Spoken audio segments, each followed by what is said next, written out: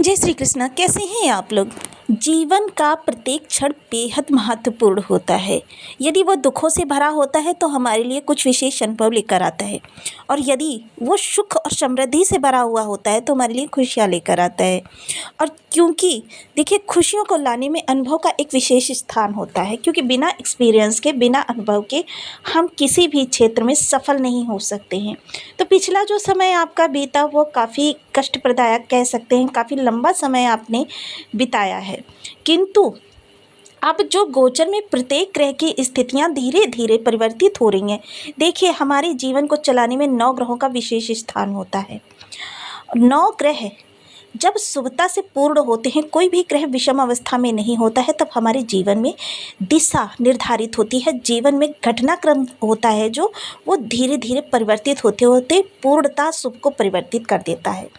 तो इसी घटनाक्रम में, क्योंकि पिछले समय में आपने देखा कई ग्रहों ने शुभतापूर्ण अपना परिवर्तन किया है, किंतु आप देखिए पराक्रम के कारक अभी भी कुछ ग्रहों की संख्या विषम है, किंतु पूर्णता शुभता को प्राप्त करने के लिए प्रत्येक ग्रह का प्रत्येक गोचर बेहद महत्वपूर्ण है। इस समय पर क्या है, मंगल देव जो हैं कर्क राशि से गोचर कर रहे हैं। कर्क राशि से गोचर करने के कारण, क्योंकि इनकी नीच राशि है और नीच राशि में ग्रह अपने शुभ प्रभाव नहीं दे पाता, किंतु इन्होंने केतु के साथ और गुरु के साथ लाभ संबंध निर्मित किया है। और 9 नवंबर को ये अपना नक्षत्र परिवर्तन करने जा रहे हैं। अब जैसा कि हम सभी लोग जानते हैं कि बल और ज्ञान दोनों बेहद महत्वपूर्ण होते हैं। यदि जीवन में अकर्मण्यता होगी तो ज्ञान कोई भी आपको लाभ नहीं दे पाएगा, और यदि आपके जीवन में बल होगा, ज्ञान नहीं होगा, तो आपको कर्म का कोई विशेष प्रभाव नहीं मिलेगा। क्योंकि आपने देखा है कि कर्म, बहुत से लोग ऐसे हैं जो दिन रात परिश्रम करते हैं, किंतु उनकी दैनिक ज़रूरतें भी पूरी नहीं हो पाती हैं। ऐसी स्थिति में बल और ज्ञान का सही समन्वय होना बहुत आवश्यक है।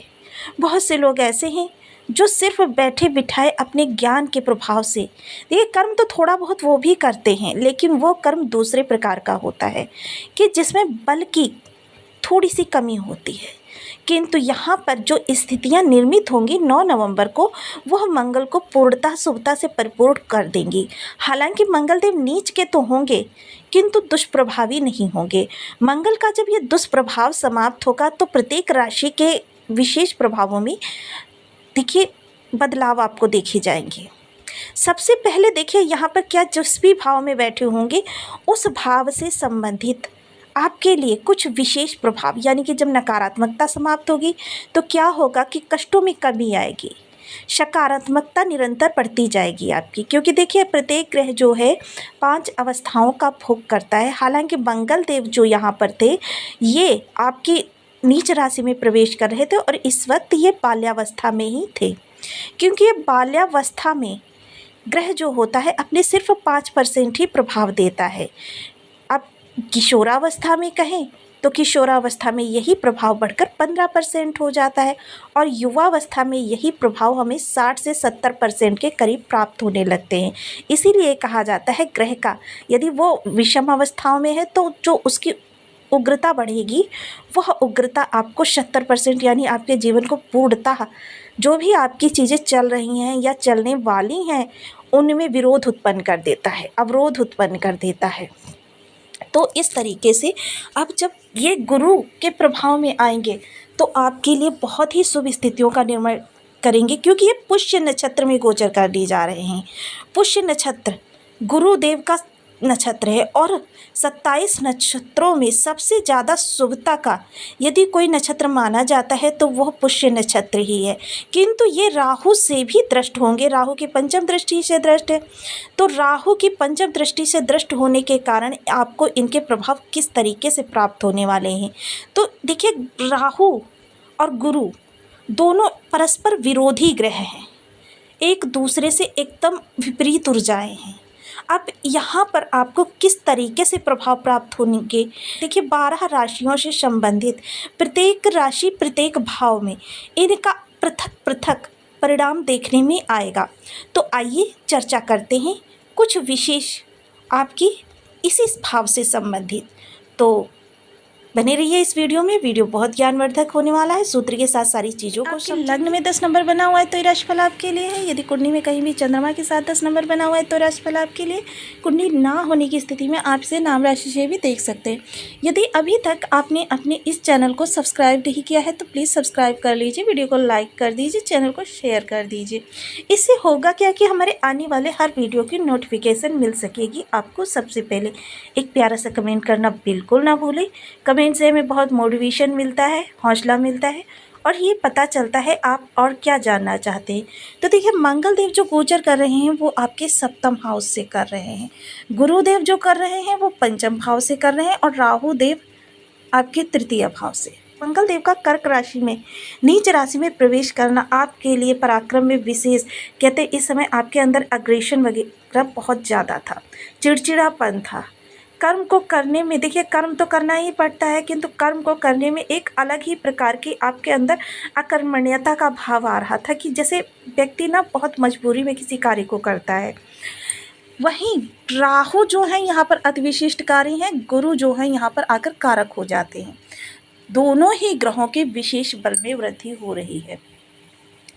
राहु यहाँ से जब दृष्टि डालेंगे तो क्या होगा, मंगल के उसी अग्रेशन में यानी क्रोध पूर्वक आप कोई निर्णय ले सकते हैं। क्रोध पूर्वक लिए गए निर्णयों से आपको नुकसान हो सकता था आपके जीवन में। देखिए, गुस्सा इस समय नियंत्रित करना बहुत ही आवश्यक है आपके लिए, किंतु गुस्सा क्या है, गुस्से में लिए गए निर्णय कभी कभी जीवन को और भी पीछे की ओर लेकर जाते हैं। यहाँ पर हालांकि गुरुदेव यहाँ पर आपको ज्ञान प्रदान करेंगे, क्योंकि दो प्रकार से गुरु ने यहाँ पर प्रभाव बनाया हुआ है। एक तो इन्होंने लाभ संबंध बनाया है और दूसरे क्या है, मंगल देव पुष्य नक्षत्र में, कह सकते हैं नक्षत्र परिवर्तन राजयोग बन रहा है, क्योंकि गुरु जो है मंगल के नक्षत्र में है और मंगल जो है गुरु के नक्षत्र में है। दोनों ही स्थिति जो है आपके लिए शुभकारी है। यहाँ पर आप राहु, देखिए असमंजस की स्थिति तो उत्पन्न करेंगे कि आपको क्रोध भी आएगा, और यदि आप स्वयं क्रोध पर नियंत्रण कर लेते हैं तो स्थितियाँ आपके लिए उत्तम हो सकती हैं।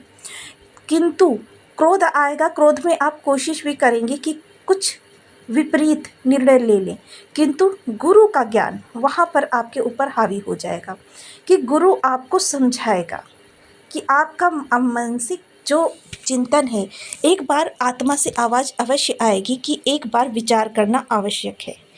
तो निर्णय कोई भी लेना चाहते हैं, क्योंकि देखिए राहु इस समय निर्णय के घर में ही बैठे हुए हैं। जो निर्णय आप लेते हैं, चाहे फाइनेंस संबंधी हो, फैमिली के संबंधित हो, या फिर आपके अन्य कोई कार्य कारोबार से संबंधित हो, संतान से संबंधित हो, या फिर जीवन साथी से संबंधित हो, रिश्तों से संबंधित हो, किसी भी तरीके के कोई निर्णय लेने में राहु निर्णय के भाव में ही बैठे हुए हैं।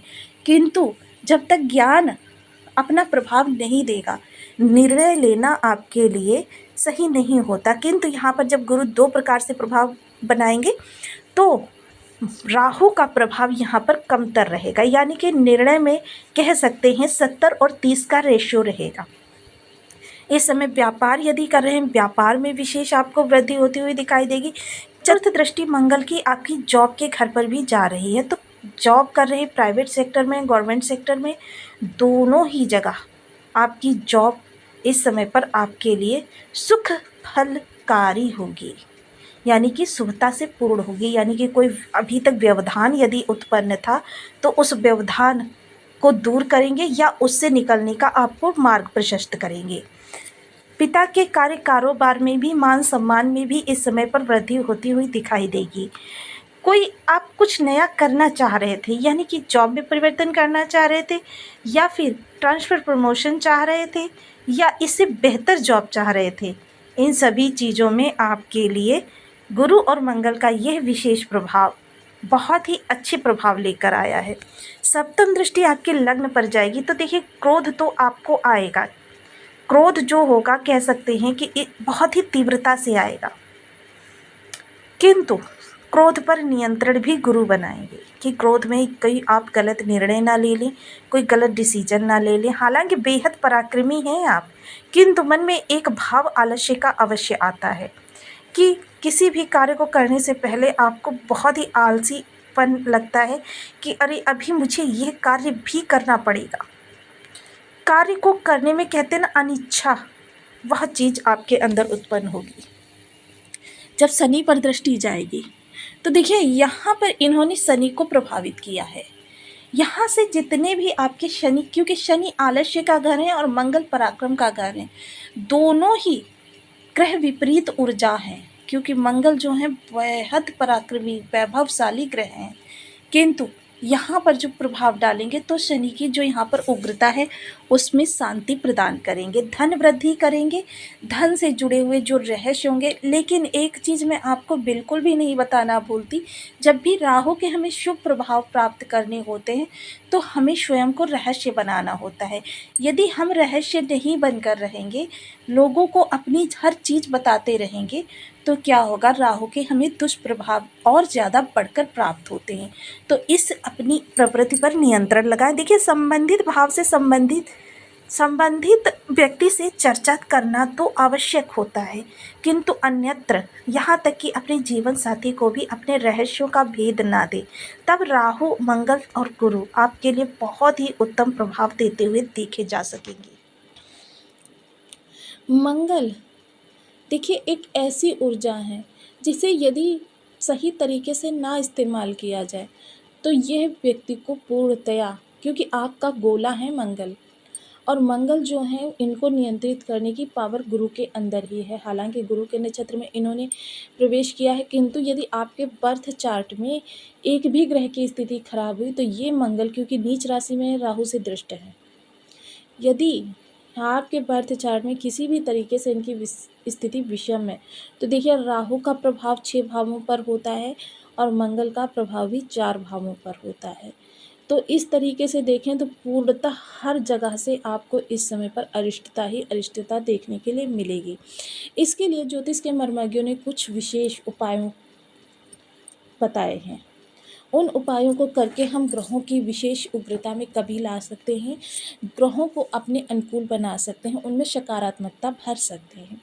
तो इसके लिए मंगल देव के लिए ओम अंग अंगारकाय नमः इस बीज मंत्र का आप 1 माला, 2 माला, 5 माला, 7 माला, 11 माला का जप नियमित अपनी सुविधानुसार करना प्रारंभ करें। मंगल के अधिष्ठात्र देव हैं हनुमान जी। हनुमान जी की पूजा करना आपके लिए विशेष फलदायी रह सकता है।